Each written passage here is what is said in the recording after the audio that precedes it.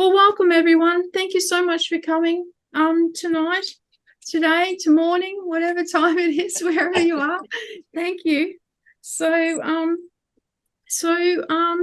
sure that we're keeping up to date with all of the things that are happening with the rallies and with the news that's coming out of Israel every day. I really hope that we are all choosing wisely who we listen to, and we'll have personal WhatsApp groups, and then we'll be watching the media. So the most important thing I feel is that we can seek truth and seek biblical truth. That's our marker when we're hearing whatever we're hearing. Yeah. So in Australia, as around the world, we've had a few incidences. There's some positive ones and there's some negative ones. We've had an unfortunate negative event down in Caulfield in Victoria on Friday, and it ended up that one of the synagogues had to be evacuated. But alternatively, in Brisbane, they had a beautiful gathering at our lookout, Mount Cootha, that overlooks the city. And they had beautiful heart balloons for the 30 children who were in the hostages. So we're getting our heart torn from each extreme. So, and well, I don't really want to give opinions about our government, other than the fact that we can only really pray for all of our governments to really come and see logically what's the truth. And so we had a Jewish contingent go to the Australian Parliament House this morning, and they put out 239 posters for the hostages. So, but really, I don't really want to comment on what Penny Wong is saying or not saying, only that we need, as a group collectively, to keep Israel in our heart and keep our politicians in our prayers. So, so with that, I might offer up a prayer so that we can open. So, Lord, we pray for Israel, for our friends, for their leaders, the decision makers at every level, from the parents to the teachers, from the military to the Knesset. Let them all be wise, decisive, peaceful, and protected from every evil influence. Take a moment to just remember all the soldiers and the communities that are there fighting this war, Lord. We just ask you to be with them in every way, comfort them, and strengthen them, and hold them tight in your hands as they go forth in the mighty name of the Yud-Heh Vav-Heh.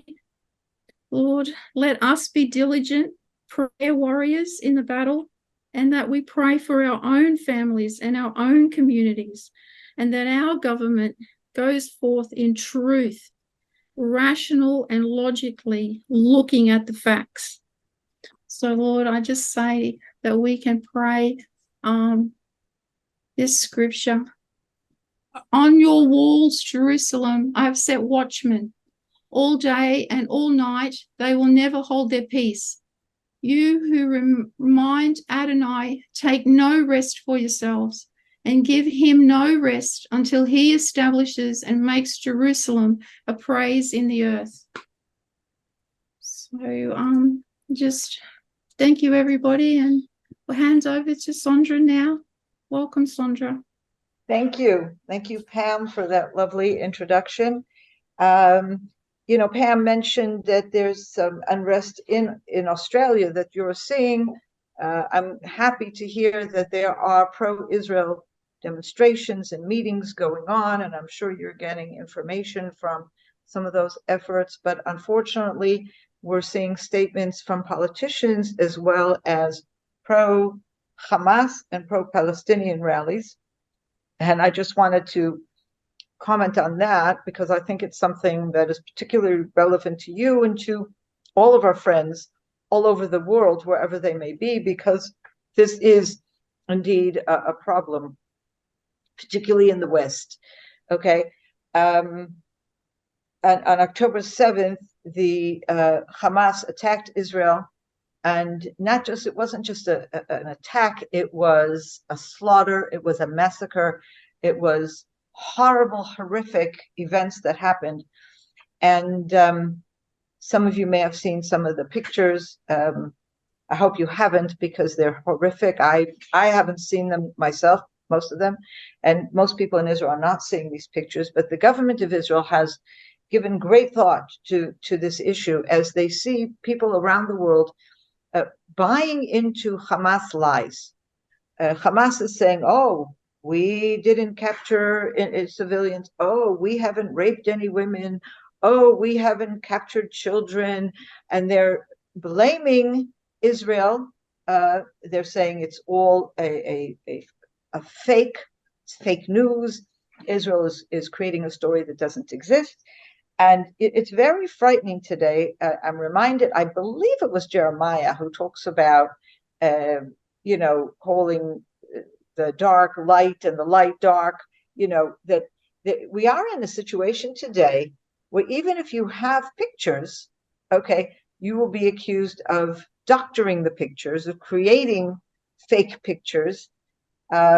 Given all that, the Israeli government has been very involved with this issue and has put out, they don't want these pictures going everywhere because they're extremely disturbing. On the other hand, they have invited select government leaders and some others to see some of these pictures.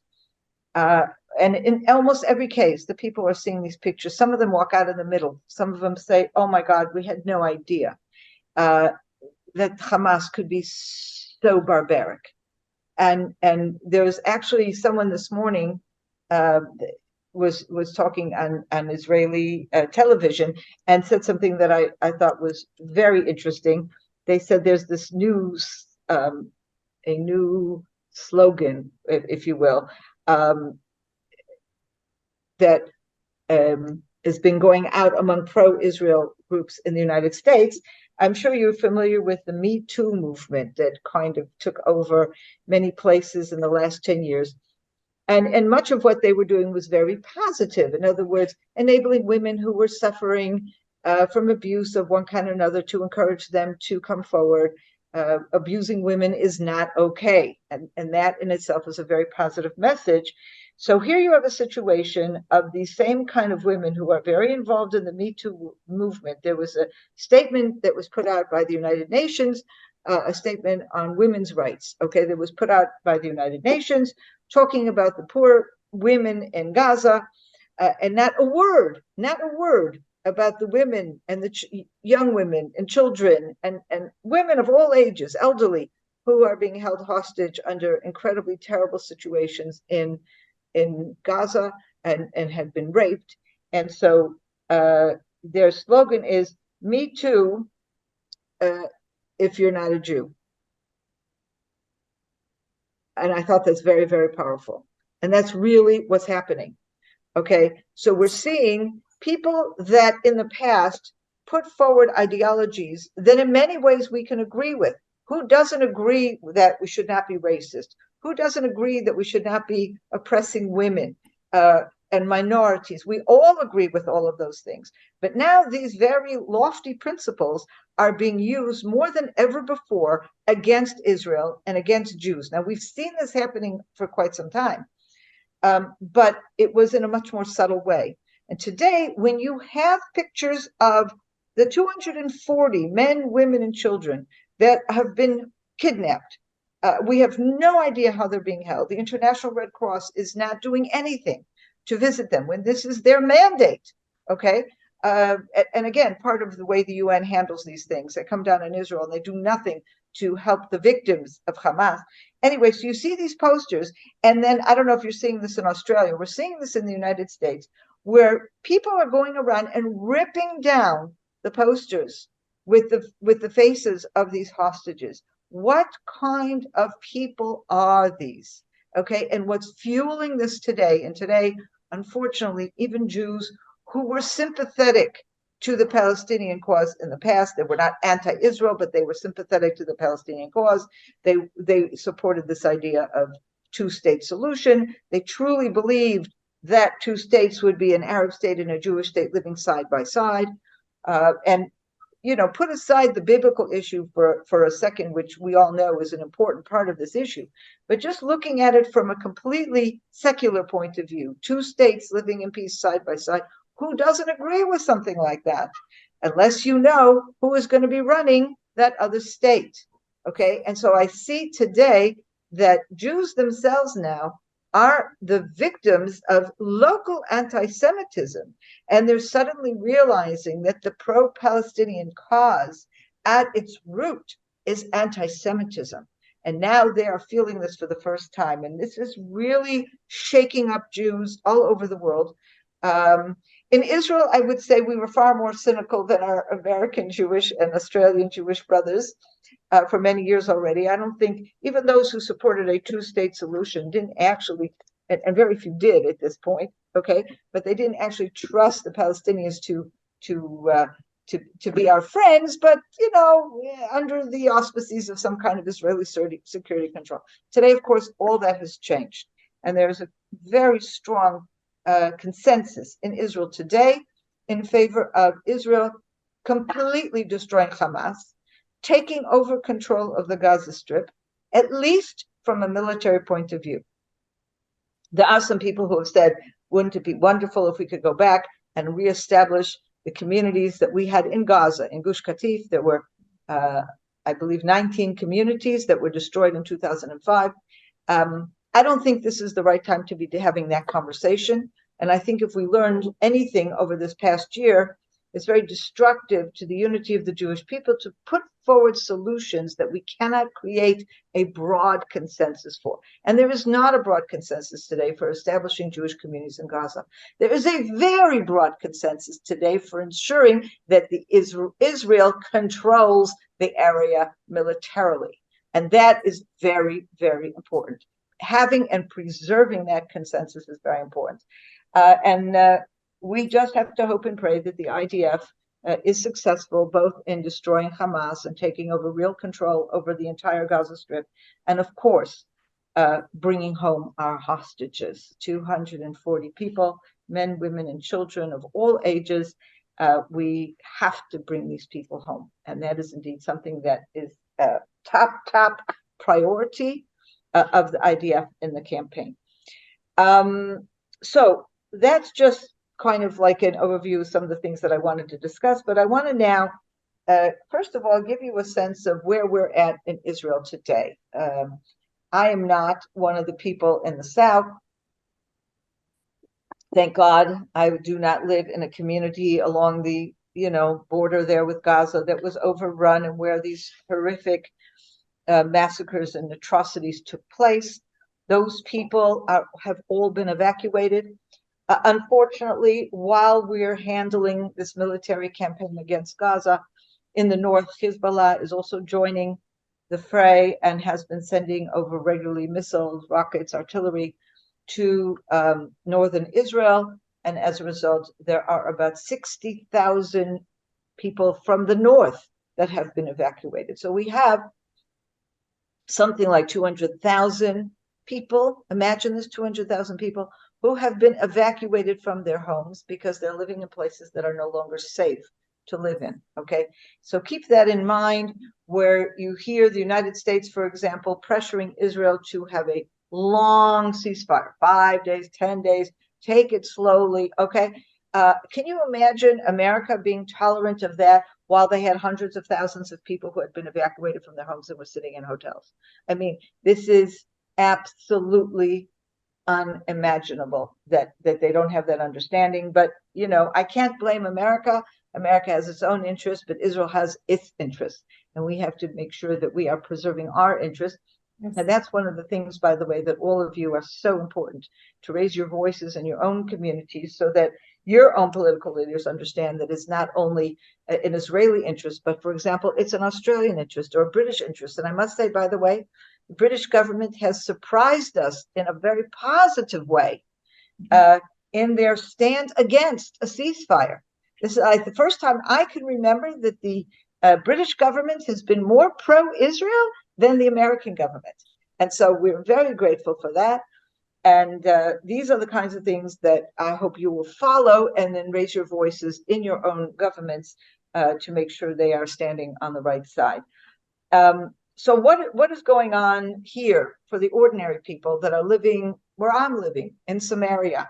How are we dealing with this? And so, first of all, and I mentioned this last time we met as well, Israel's a very small country with very few degrees of separation, if any. And so everybody's pain is everybody's pain. Okay. And so we're meeting these people through the media, on television, most of us know someone who knows somebody who's been directly involved in some way, lost a loved one, somebody's a hostage. And of course, every one of us has children or grandchildren or both in the IDF. 350,000 reserve soldiers were called up on Saturday, October 7th, and that is in addition to whatever the regular standing army is and the officers, etc. And so we are a country that is completely and totally mobilized. And for example, someone on Israeli television this morning was saying something that was very interesting. They talked about that there's word has gone out now that there is some kind of hostage, prisoner, whatever exchange kind of deal that is being discussed. And the question is, Hamas, of course, has an interest to drag it out, to release only a few at a time. Israel has an interest to make sure they're all released at once. And one of the issues, of course, is Hamas wants to separate the soldiers from the civilians. And as this one Israeli commentator said so appropriately this morning, in Israel, we are all civilians and we are all soldiers. Okay. Mm-hmm. For us, the soldiers are our boys, and the civilians are our parents and grandparents, or our brothers and sisters, and we are all together in this. And so there isn't anyone in the country, or with some exceptions, but for the most part, everybody in the country is in the army, or you were in the army. Okay, I have 5 children, 4 sons and a daughter.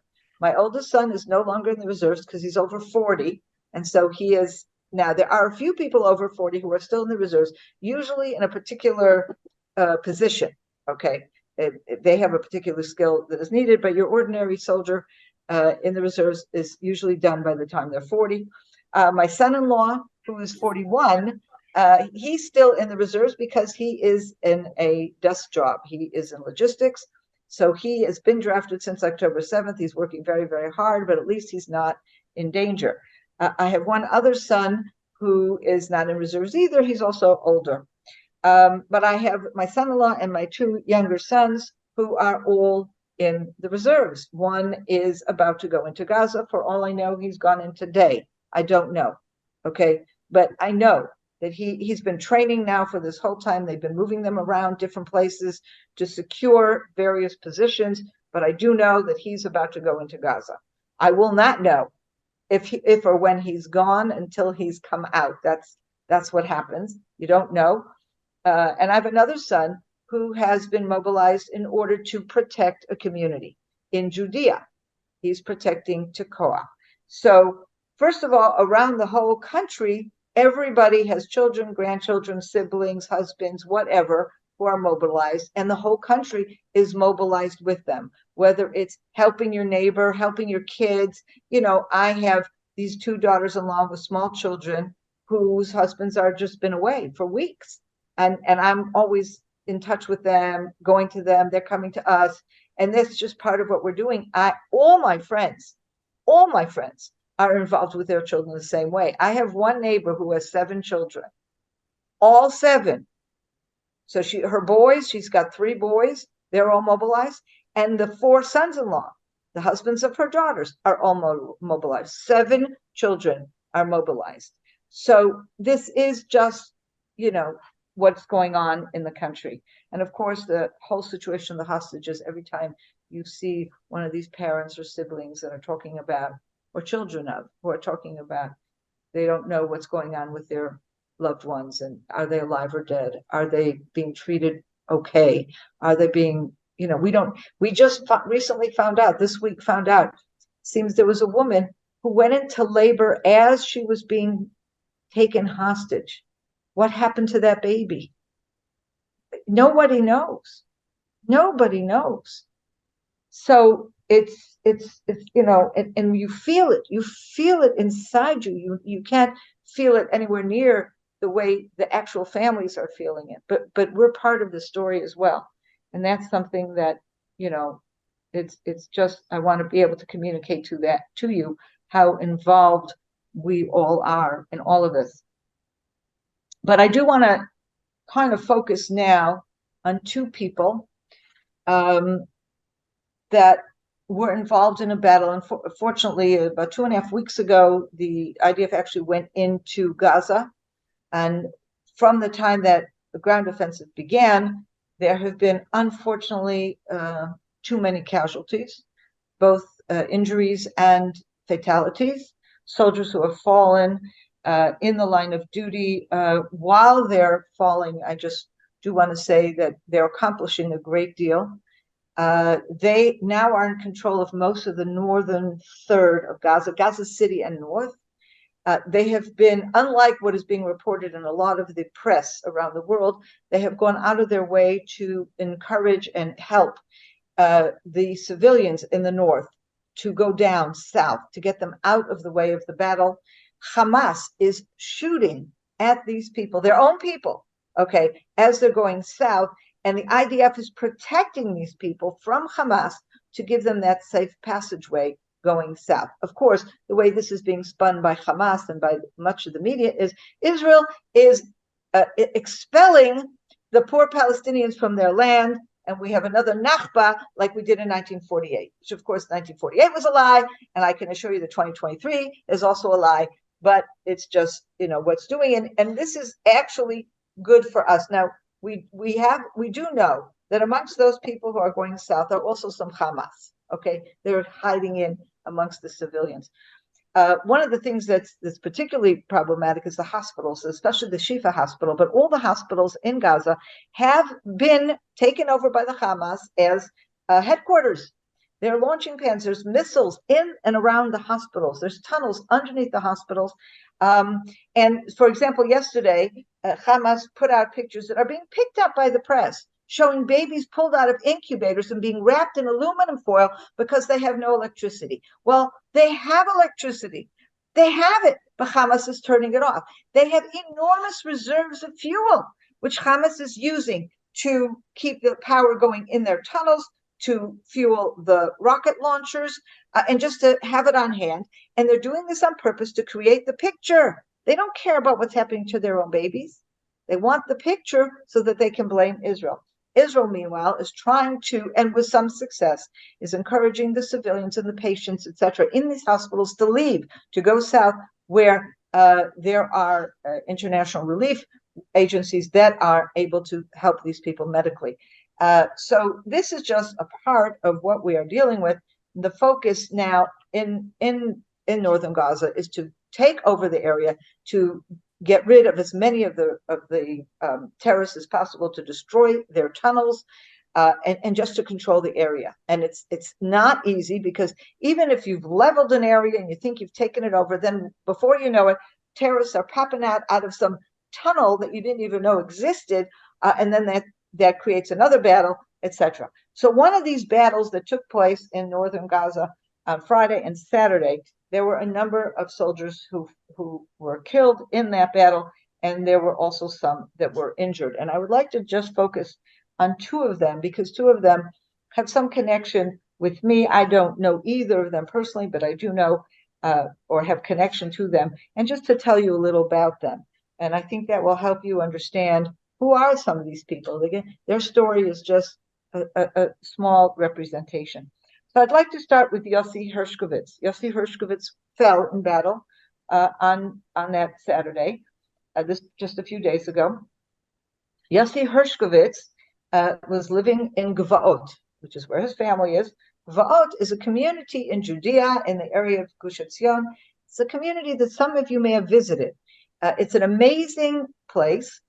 It actually began with a woman who was a preschool teacher, and a very kind preschool teacher, and was known, had a reputation for someone who could handle any child, no matter how problematic. And she started, there was a family that brought her a child that was severely handicapped in many different ways, mentally handicapped and all kinds of other things, behavior issues, the whole works. And they could not find a place for him because he was very violent. He was just a kid. I think he was 8 or 9 years old. And this woman who was running a preschool for 5-year-olds said she would try and she would take him. And she took him, and she was extremely successful with him.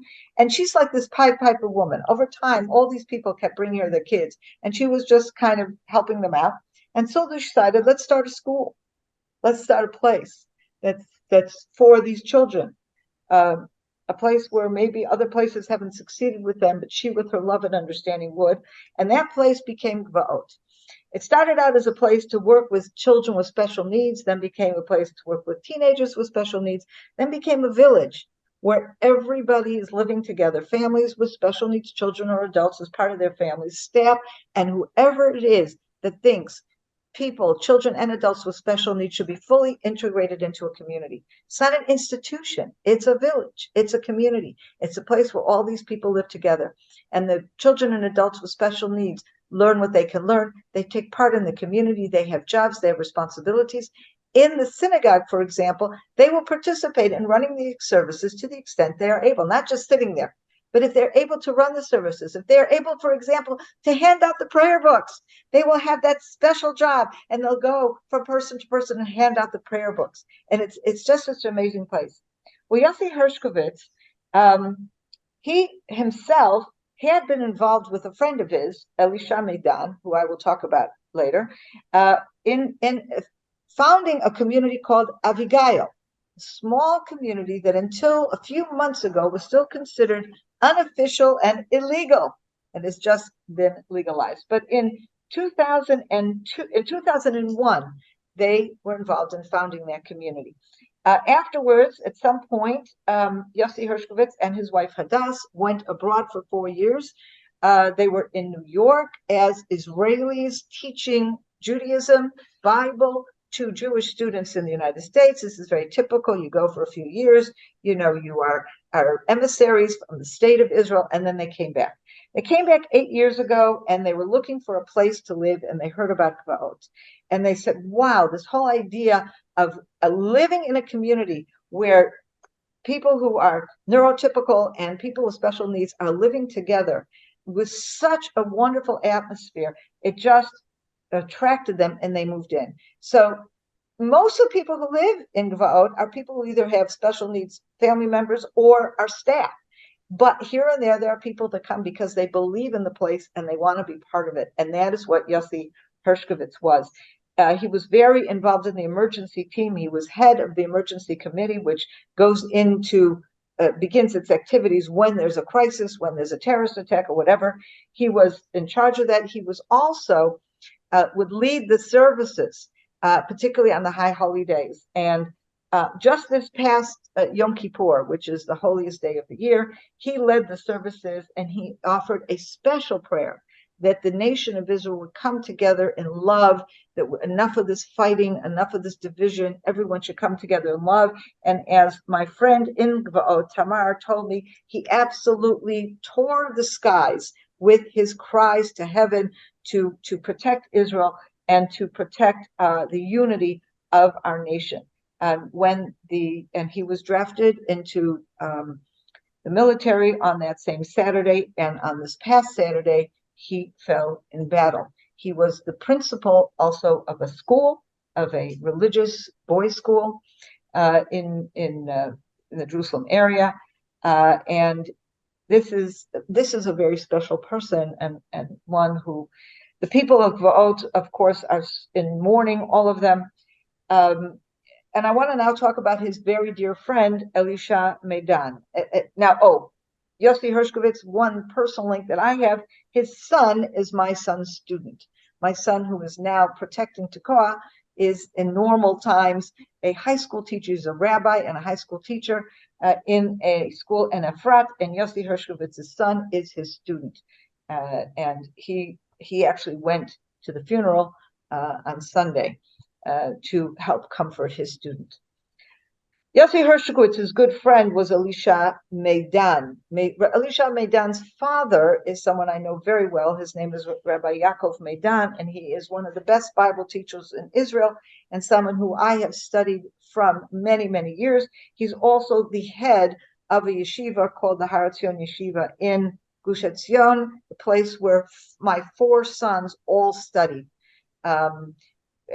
When they finished high school, they were in the Hesder program, and that's a program that combines study, intense Bible and Talmud study with military service. It's a 5-year program.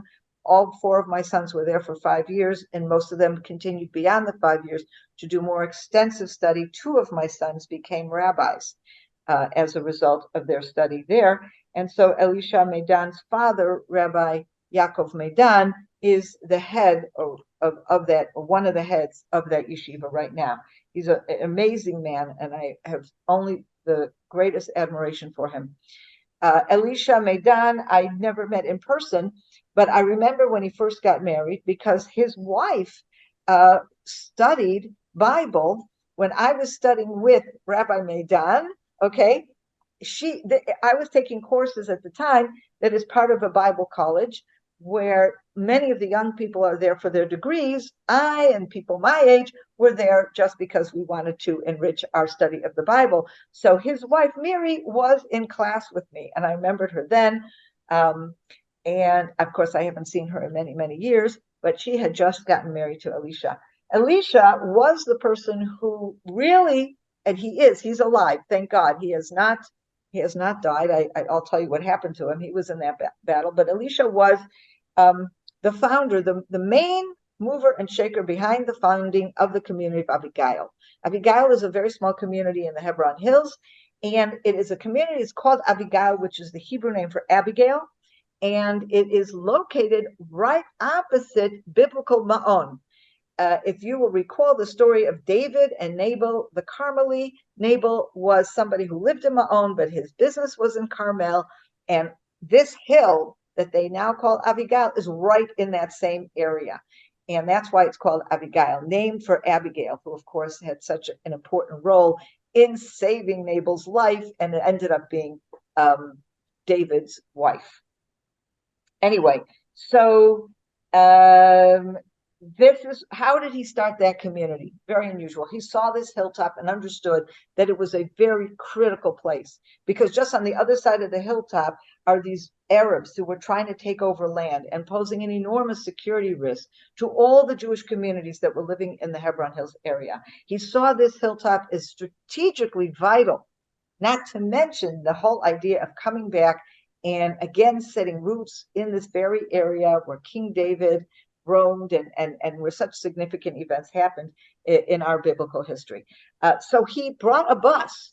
He got a hold of a bus, an old bus, and he brought it up to this hilltop with a couple of his friends, one of which was Yossi Hershkovitz, and they went there for the holiday of Yom Kippur, for the Day of Atonement. And they got 10 guys to join them so that they could have a proper service. They were there all by themselves, 10 guys in a bus.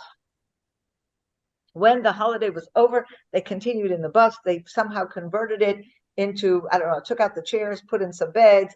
I can't figure this out, how they lived in the bus, but they lived in the bus, okay? And this was just so they could create a presence and start something. Little by little, the community grew into a place where people initially brought mobile homes, and they lived in mobile homes, and then little by little, they started building homes. It was never illegal. It was never legal. It was never officially recognized as a community, which meant that they had trouble getting proper electricity, trouble getting water. They had all kinds of hookups and things. It was a very, not to mention having trouble getting military protection. Anyway, it's been an enormous challenge, but Avigail, despite all these challenges, has grown each year, and it is an amazing place. Now, Elisha, after he got married, he did not stay in Avigail. He moved out to another community just across the line of Judea and Samaria. He lives now in the western Negev, very like just on the other side of the Hebron Hills, but remains incredibly devoted to Avigail and to the entire region. Elisha Meidan was in the same battle. He survived. He lost both legs. He also was injured in the stomach, and he still is in intensive care, although I was notified this morning that he has been taken out of danger. In other words, they think they've stabilized him. He is not at risk of dying at this point, but of course he still needs our prayers, and this is somebody we are all praying for. These are just two people out of the dozens of people who have fallen in action over this recent battle with Hamas. And as I mentioned earlier about how everybody in the country is so united today, and we all believe that the battle that the IDF is fighting today in Gaza is a justified battle, is an essential battle. And by the way, we're going to have to do a similar battle in the north, because both the people who lived along the Gaza border and those who today live in along the northern border cannot go back to their homes without knowing that they will be safe. We can no longer tolerate it. In a way, I don't understand how we tolerate it, but we certainly will no longer tolerate the occasional missile flying or the occasional rockets, okay? Because if we don't nip that in the bud, we end up with what we had on October 7th. And for years, our various governments believed, and the military believed, that if we can contain a limited level of attack, we will be okay. And today, everybody knows that that was not. It was a wrong approach, because we needed to nip it in the bud and clean out Hamas, which is what we're doing now. And our next goal is going to have to clean out Hezbollah, which is in Lebanon, to have it north of, I don't know, the 25-kilometer area, so that at least we know that the 25 kilometers closest to Israel is an area that does not have terrorists, does not have missiles or artillery or anything. How they're going to do that, I have no idea, but we all know it has to be done. So when you have that sense of unity, even though we have such difficult, challenging times, and we're fighting where every day soldiers are being injured, soldiers are falling, it is a very difficult time. But nobody is saying, no, it's too many fatalities, we have to stop. Everybody understands that this is unfortunately a price we have to pay. And the only thing we can do is pray. And we need to pray for the safety of our children. I'm praying for the safety of my children, for the safety of my nephews, safety of all my friends' children. And we all know people, and you know me, and just pray. If some people, it's important for them to pray for someone they know. Okay, so pray for Elisha Meidan, that he recovers and that he somehow learns to live without any legs, and he goes back home with his family. But pray for all of our children. Pray for my children, for my nephews. Pray for my neighbors' children and their grandchildren, and everybody that is now in the IDF. And I would just like to end with a scripture, and then we'll open it up to questions, of course. We talked about David and the fact that he was in the Hebron Hills, and the community of Abigail is named after his wife, and the wonderful courage that she demonstrated. So I go to 1 Samuel, when we first meet David, before David becomes king. And of course, our first encounter with David as a hero of sorts is when he kills Goliath. And let's just see what happens, okay? So it starts with, we're in chapter 17, verse 33. And it is Saul who is saying to him, but Saul said to David, you cannot go to that Philistine and fight him. You're only a boy, and he has been a warrior from his youth. Okay. And then David replies, and it's quite a long reply. I'm just going to want to read the most important part of it. Verse 37. The Lord, David went on, who saved me from lion and bear, will also save me from that Philistine. Then go, Saul said to David, and may the Lord be with you. Saul clothed David in his own garment. He placed a bronze helmet on his head and fastened a breastplate on him. David girded his sword over his garment. Then he tried to walk, but he was not used to it. And David said to Saul, I cannot walk in these, for I am not used to them. So David took them off. He took his stick, picked a few smooth stones from the wadi, from the valley, and put them in the pocket of his shepherd's bag, and sling in hand, he went toward the Philistine. Now picture this mighty armored man with this little David with his slingshot, okay? The Philistine, meanwhile, was coming closer to David, preceded by his shield bearer. When the Philistine caught sight of David, he scorned him, for he was but a boy, ruddy and handsome. And the Philistine called out to David, Am I a dog that you come against me with sticks? The Philistine cursed David by his gods, and the Philistine said to David, Come here, and I will give your flesh to the birds of the sky and the beasts of the field. David replied to the Philistine, You come against me with sword and spear and javelin, but I come against you in the name of the Lord of hosts, the God of the ranks of Israel, whom you have defied. What exactly is David saying here? He's not just saying, I look weak, but God's on my side. He's saying a lot more. He's saying, I come in the name of God, which means I come representing the values that God has taught to us. And we, as the people of Israel, are coming towards our enemy, Hamas. You are savages. You don't know God. We are coming in the name of a higher moral value. And when people look at Israel and say, we're the immoral ones, well, they just have it all wrong. We're trying to save civilians, but more important than this, we're trying to destroy people who should be the enemies of civilization, who are the enemies of civilization. So we are coming with different values.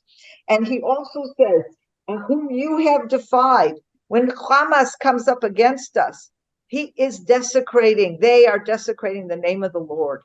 And they are saying, who is this Israel? And they don't belong in the land of Israel. And who is their God? That's what they are saying. And so when we come against them, we are also coming in defense of the name of the Lord. And finally, we are saying, God is with us. And we believe that God is with us. And with your prayers and our prayers come together, God will surely hear our prayers and protect us. Does that mean we won't have injuries? Does that mean we won't have tragedies?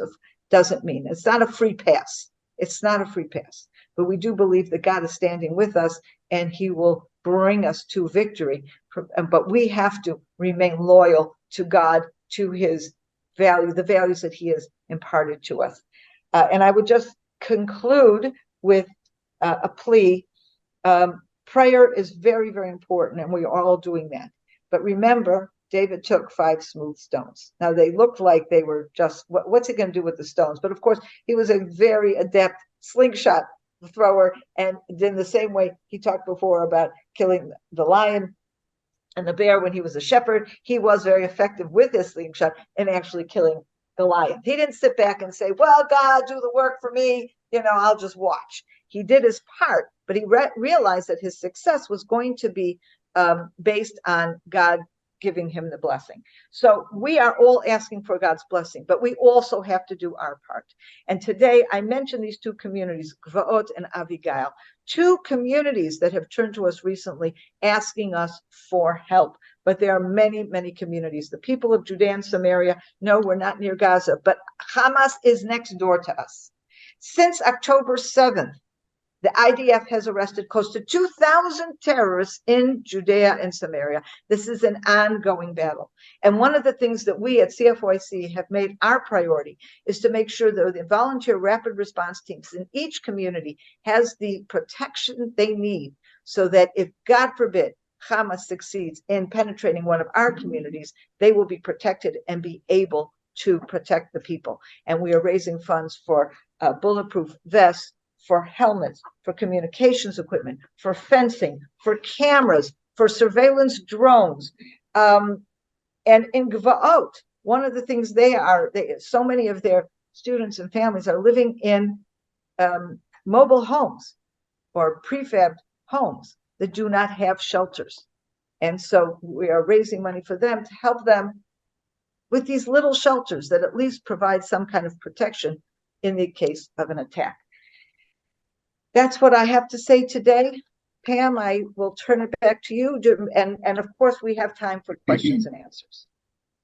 Yes, we have 10 minutes for questions. So thank you, Sondra, for giving us this update. And Mark, would you like to ask a question? Yes, By the way, look, thanks. Yeah, hello. I hope you can hear me. I missed some of your earlier presentations, Sondra, so I might be covering something you've already mentioned. One of the things that we're hearing a lot in other countries, including here in Australia, is the reported high casualty toll in Gaza. And that's creating quite a strong public reaction in various countries, including our own. Are you able to give us some information regarding the reliability of the casualty figures that are coming out of the Palestinian Ministry of Health in Gaza? Okay, so first of all, I can tell you categorically Hamas lies. Never believe their numbers. I can also tell you that indeed our forces are killing many terrorists. And you know what? We're not ashamed of it. We're proud of it because that's what we need to be doing. Israel has gone out of its way to encourage the civilians to move south. They put leaflets already weeks ago. They, from the air would put down leaflets telling people, get out, and compromising our own strategy. Because when we first started this, the Air Force was bombing all over, bombing particularly headquarters of Hamas and warning citizens. But when the IDF decided they were going to focus on the north, instead of having that be a surprise, they spent a week warning everyone living in the north, giving, of course, then full notification and compromising our ability, compromising our surprise, because we essentially announced we're going to be attacking the north first, and doing that, but encouraging them to leave. And some of them didn't believe it, and some of them were being prevented from Hamas, and so we opened these safe corridors. So Israel has gone out of its way to help the civilians leave, even though we know that some of the people leaving with the civilians are terrorists themselves. Okay, so you need to understand that under international law, we don't even have the requirement to do that. We are fighting against people who attacked us, and we are completely legitimate to fight back and to attack them wherever they are. When America and its allies went into Afghanistan after 9/11, they just bombed everywhere. And every day, I don't know if you remember, every day they would be on the news, we killed hostages, terrorists, Al-Qaeda, militants, whatever they called them, plus X number of hundreds collateral damage. You know what collateral damage was? It was innocent civilians that were being killed. And America did this without any qualms. Israel has killed far fewer civilians, and we have gone out of our way to prevent it. So the people are being killed in Gaza, yes, vast majority of them are terrorists, and the terrorists themselves, the people who are being killed, the fault lies at the feet of Hamas, who are preventing the civilians from leaving, who are putting their bases in schools, in children's rooms, in UNRWA, United Nations headquarters, in hospitals. And this is information that Israel is releasing almost on a daily basis with pictures, etc. Unfortunately, while the governments are believing it, the press is not willing to present it. They are going with the Hamas figures. Yeah, thanks very much. You're welcome. Thank you. Anne? Yes. Sondra, just wondering, it is amazing. Any other country, if Australia was attacked like that, we would go and just bomb. We wouldn't be dropping leaflets. We wouldn't be dropping diesel at a hospital for the hospital people, and then Hamas steal it anyway, and they're underneath. I mean, any other country would just bomb the hospital. Our country, my goodness, it'd just go and we're at war. I don't know. People don't seem to understand what war is. And like my dad was in World War II. And it's like kill or be killed. And this is not some little game or something. I just don't understand why people don't understand. I can't understand Israel being so kind. You guys dropping leaflets. You do the knock on the roof thing. You do the humanitarian aid thing, the corridors. And I mean, Hamas are killing the people, stopping them leaving. And then you kill Hamas so they can leave. And then, of course, Hamas report the numbers like whoopee-doo. You just kill more Hamas. Yeah, well, trying to stop killing the poor people and stuff. But then a lot of these people also were in the street what rips me apart is when the massacre happens, these people were in the street cheering, giving out lollies. Yeah. They're the very people that you guys have been helping and ferrying on this thing. I just really don't get how you are so kind, so patient, and so understanding, because these people I've seen videos, our daughter's going to be a killer, a little baby, she's going to be a suicide bomber, and they're delighted in death. They're a culture of death. They celebrate death. They celebrate when you guys are all killed and butchered and everything. So I don't understand why people keep on. We can explain this to our families. We can explain it to people. They lie. I mean, a masked guy did 6 different videos or something. Once he's a person blown to bits. Next thing is a doctor. Next thing is a thing. So they just lie and lie and lie. They have I think they call it Hollywood now, Palestinian Hollywood or Bollywood or whatever. So they make up videos, people, babies, everything. I don't understand it. I think, first of all, I think what the point you made about all these people are the ones that handed out the lollies. I think that's a very, very important point. Because the truth of the matter is there are little, if any, innocent civilians in Gaza today. Even children. Now, I can't blame children for bad things, but I have to ask myself, what chance do these children have of growing up with normal values? Hamas has been there since 2006, and they have been, and the truth of the matter, even before that, the Palestinian Authority are not, the angels here. They may not be as radical, as barbaric as Hamas, no question, but they are teaching the children the same thing that Hamas is teaching the children, that Jews should be killed, that Israel has no place anywhere in the Middle East. This is the education. So you could say, in a way, since 1993, when the Palestinian Authority took over education in all the Palestinian areas, both in Gaza and in Judea and Samaria, what chance do we have? The adults that we see today who are being the most violent and the most barbaric are people who grew up as children in the system. So the children today are still being educated. It's sad, it's tragic. But really the only way that these children can grow up any differently is to completely remove them from this terribly poisonous environment and give them a different kind of education, which is really, I don't see any way of doing that. But even so, I think you're right. I think Israel goes out of its way, also in part because of international pressure and also in part so that the world will not have as much of a reason to blame us. But then again, they blame us anyway. Yeah. So at some point you have to say, you're damned if you do and you're damned if you don't. Israel is just being treated unfairly, with not just a double standard, but it's just wrong. It's unethical the way Israel is being treated. So I agree with you. And I actually wrote a piece a few weeks ago. I don't remember if any of you saw it, where I actually discussed this issue. Who are the civilians in Gaza? So I'll send a link to that article again when I send the follow-up reporting for this, in case you haven't seen it. Thank you. Thank you, Sondra, and thank you, Anne. I'll just put in my half a cent worth. As I've been praying all the time, the Lord is showing me that Israel now is a light to the nations. He's on Israel, and it's how they're going to react and how they support Israel that he's quite interested in. So in terms of Israel doing the right things, the world's watching, and the Lord's watching, the world watching. Absolutely. So Lynn? Yeah, just 3 quick points really, rather than questions. One, I think we've realised pro rata at the first day of the Battle of the Somme, I believe it was 19,400 people from Canada, Australia, New Zealand and Britain were all killed in that battle in France. And pro rata, that is pro rata as what happened to you.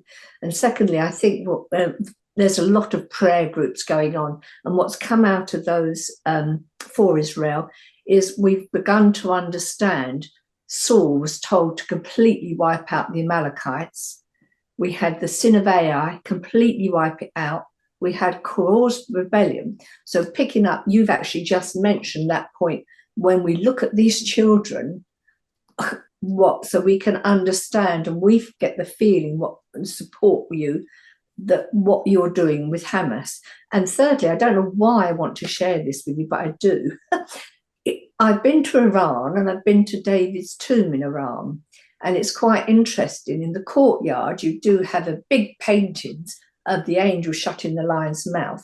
But one of the biggest I've never forgotten, across one wall, a big one, was what is the Dome of the Rock, covered in cargo nets, and Israeli troops carrying it on. So all of those people, every time they go into that tomb, which is, I think it might be a mosque as well, every time that is what, from little children up, they are brainwashed that Israel is attacking the Dome of the Rock. Untrue.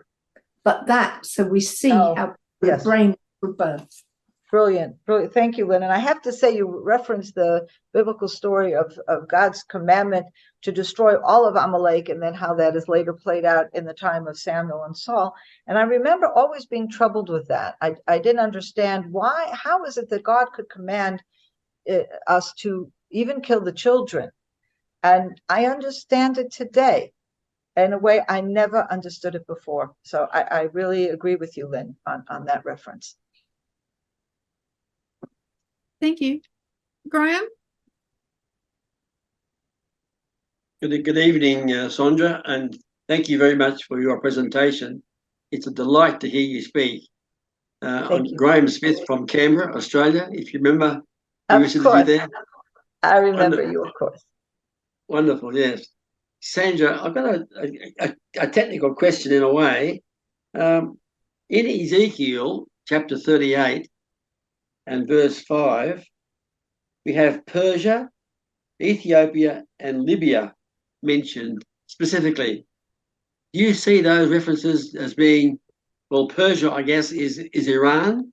Do you see, do you see any application to those today? I mean, I'm watching very closely about the rise of Iran in its influence in the current battle.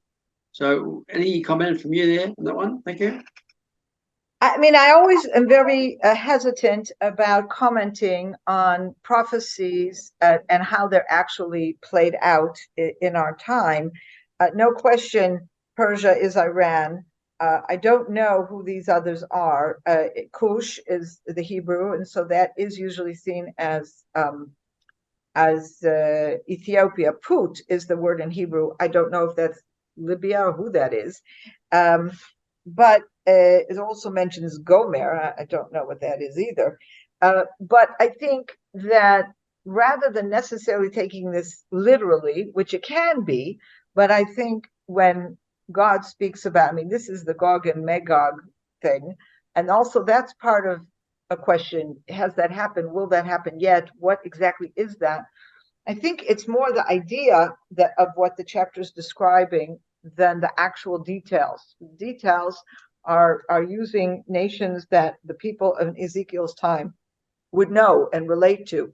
I think what he's talking about is a vast, let's say, international conflagration that where Israel has its place in it somehow, and that the end of that is some kind of redemption. So, there are people that will have said, well, maybe World War II was this Gog and Magog. And out of which came the birth of the state of Israel. That could be, it could be we still see further. Maybe this is an ongoing conflict.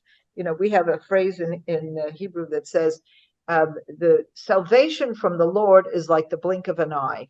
Okay, well, it's the blink of an eye in God's time. It's not a blink of an eye in our time.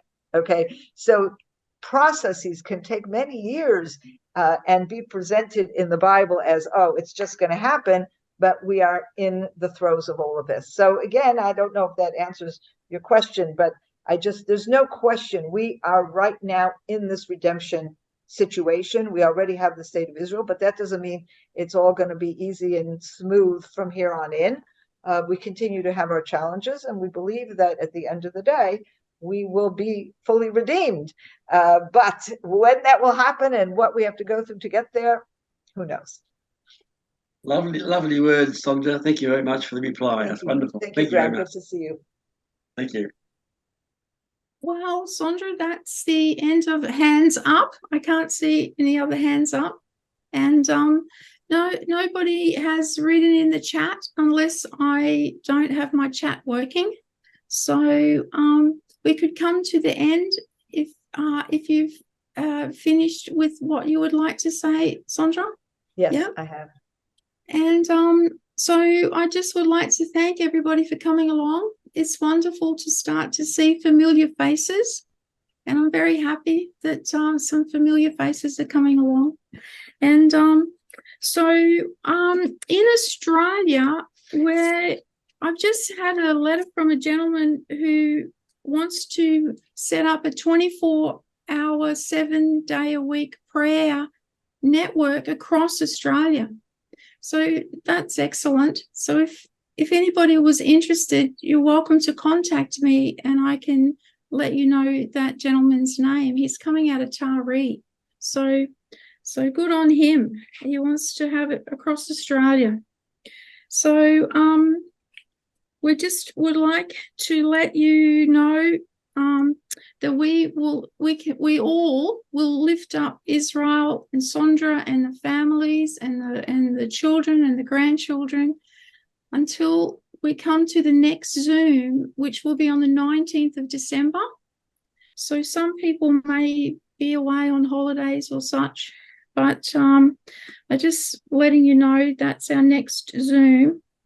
And next year, Shmuel will be coming in February and March. So we're interested in if anyone that you know or yourself can organise a meeting in your area.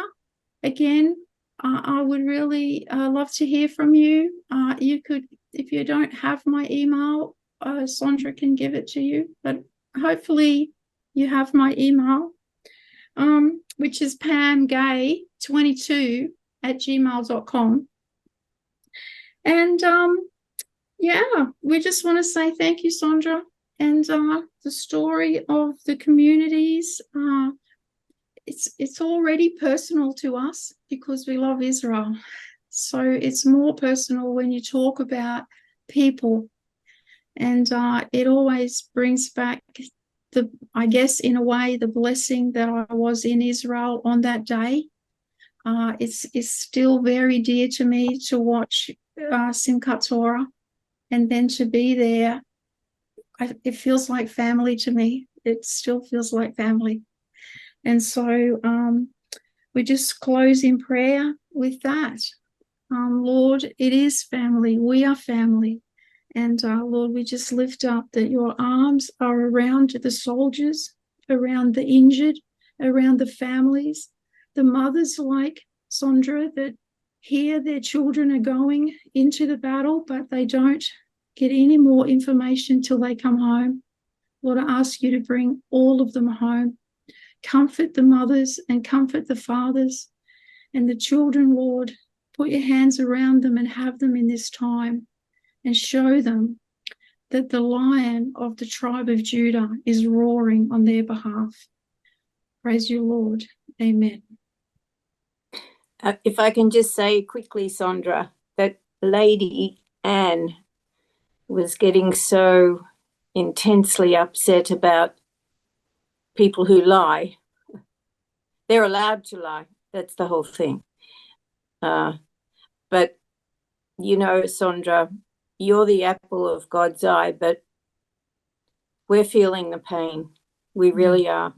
We are really feeling the pain because we worship your God. He's our Father, and there's no separation for us. And I guess what I'm trying to say is that it's only through who he is we can find any comfort for this, and that he has a great agenda. The Mashiach will come. Yes. You know, Yes. and so there's a lot of tears, I have to admit, for the first month after the massacre, I couldn't pray because I just wept. And I think that's for most of us, really. But again, there's no comfort in those who don't know the living God or read his book. They're just under the sway of the wicked one. And that's the two distinctive operations here. Has always been that way. So that's why we honour Israel, because they're the covenanted people, and we've come to love you personally so very much. Thank you, Marian. It means a great deal to me. And I know when I speak to all of you, I'm speaking to friends, I'm speaking to dear friends and people who, like me, are feeling the pain. And I appreciate you articulating that, Marian. Thank you. Sondra, can I just... Soon again in Jerusalem for another coffee. Yes, yes, soon. Yes. Sondra, can I just quickly mention that you may or may not be aware, there's a lot of Christians praying for Israel around the world at the moment. Yes. I know that the Christian Embassy in Jerusalem, which you may have heard about, they've had a prayer meeting every night since this began. Wow. And they say they're going to continue to have prayers every night. And I've been part of that. And they have had over 1,400 people from between 80 to 90 nations, 1,400 or so per night, from 80 to 90 nations around the world coming to pray for Israel.